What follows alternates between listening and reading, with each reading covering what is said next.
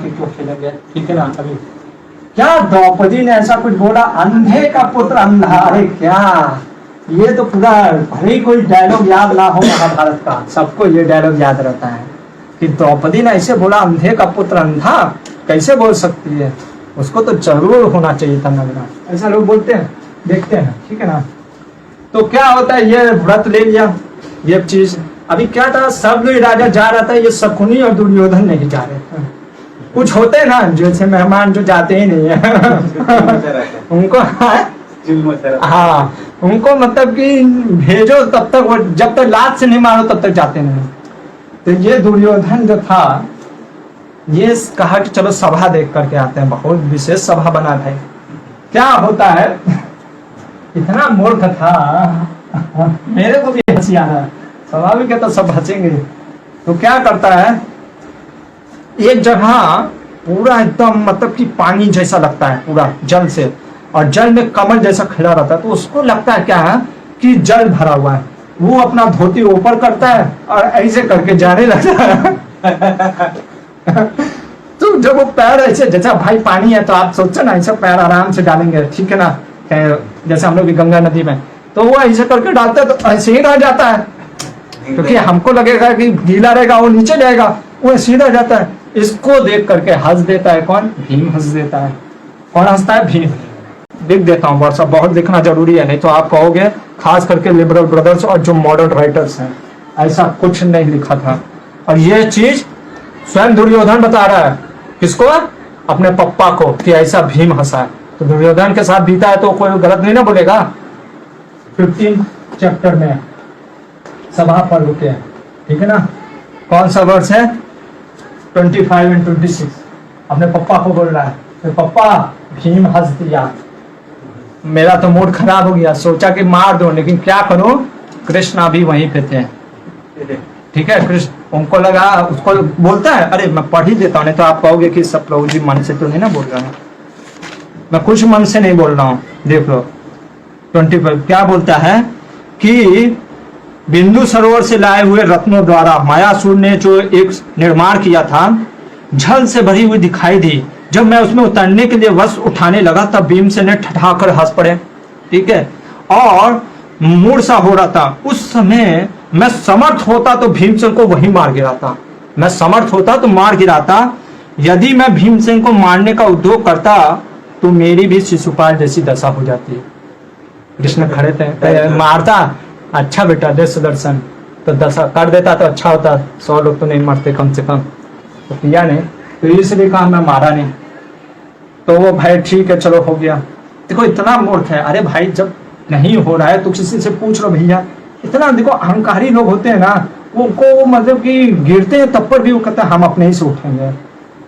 तो पूछ लेना चाहिए थोड़ा भाई कि हाँ ऐसा है। आगे बढ़ता है, आगे बढ़ता है तो इस बार सही में चल रहा है, ठीक है ना। अब उसको लगता है पिछली बार तो ऐसे मतलब कि था, सब ऐसे ही होगा, ये भी ऐसे ही होगा था।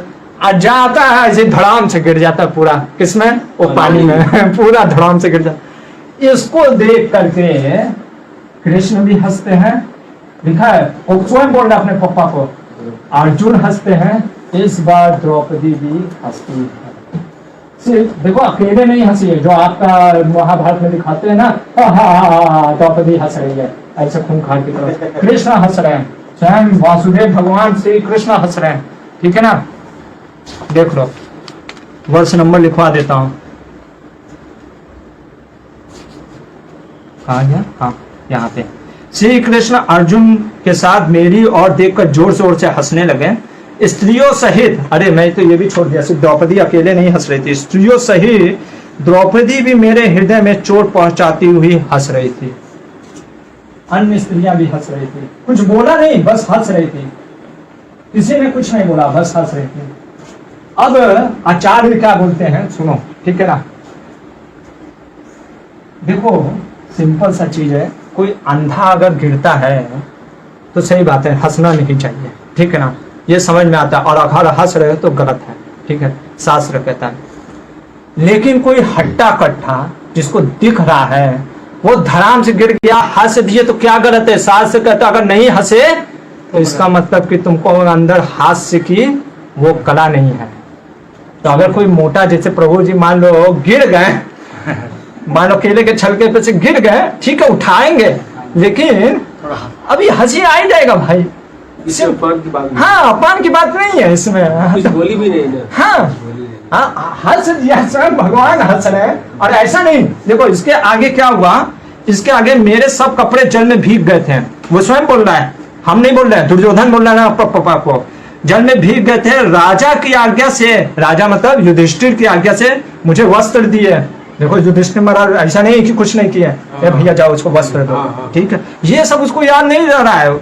यह मेरे लिए बड़े दुख की बात हुई। लो, मतलब उसके साथ किसी किसी को ना, जैसे नहीं मतलब कि प्रभु जी गिर गए, पूछना तुम मेरे को ऐसे कैसे पूछ सकता है, मैं अपने से सब कर लूंगा।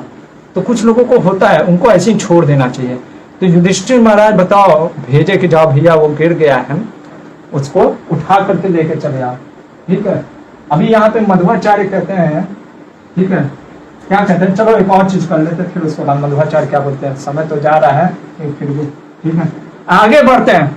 आगे बढ़ता है, खुद बोल रहा है, कपड़ा पहन के, अब देखो 2 बार हो गया, अब तो समझ जाना चाहिए भैया कि किसी को अभी फिर मतलब लाभ कब होते हैं। आगे बढ़ता है, उसको लगता है कि कोई दरवाजा है और उसमें से जाना है, ऐसे दरवाजा है, ठीक है, और ये जगह है जाने का। वो निकलता है और जाते ही धाम से लड़के पीछे आ जाता है, सर फूट जाता है, दीवार से टकरा जाता है। हाँ, दीवार से ही टकरा जाता है। उसको ऐसा लगता है कि वो रास्ता है जाने का, और वो जाकर टकरा जाता है। यहाँ पर बस भीम ने, किसने, भीम ने कह दिया, ओ धृतराष्ट्र के पुत्र। क्या बोला, धृतराष्ट्र के पुत्र, किसने बोला, भीम ने, द्रौपदी ने नहीं बोला, भीम ने बोला, वो भी धृतराष्ट्र के पुत्र। हाँ, उसको समझ सकते हो, जैसा बाप वैसा बेटा। तो ये कौन सा वर्ष है, ये 35वां वर्ष है इसी चैप्टर का, 50 वर्ष का। ये खुद अपने पापा को बोल रहा है, मेरे को ऐसे बोला धृतराष्ट्र का पुत्र, कौन, भीम बोला है। पता नहीं लोग कहाँ से द्रौपदी को बना दिए कि द्रौपदी ने, मैं भी पढ़ता हूँ, मैं कहता अरे पूरा मैं ये पढ़ लिया, मध्वाचार्य का महाभारत तात्पर्य पढ़ लिया, कहीं द्रौपदी का कुछ मेंशन नहीं है।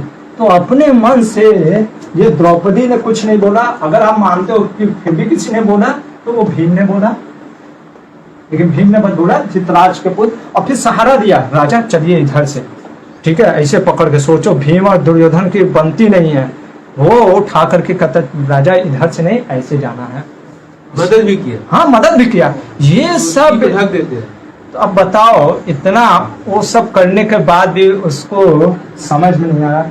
अभी यहाँ पे मध्वाचार्य बहुत ही वेदांतिक नॉलेज देते हैं, बहुत जबरदस्त।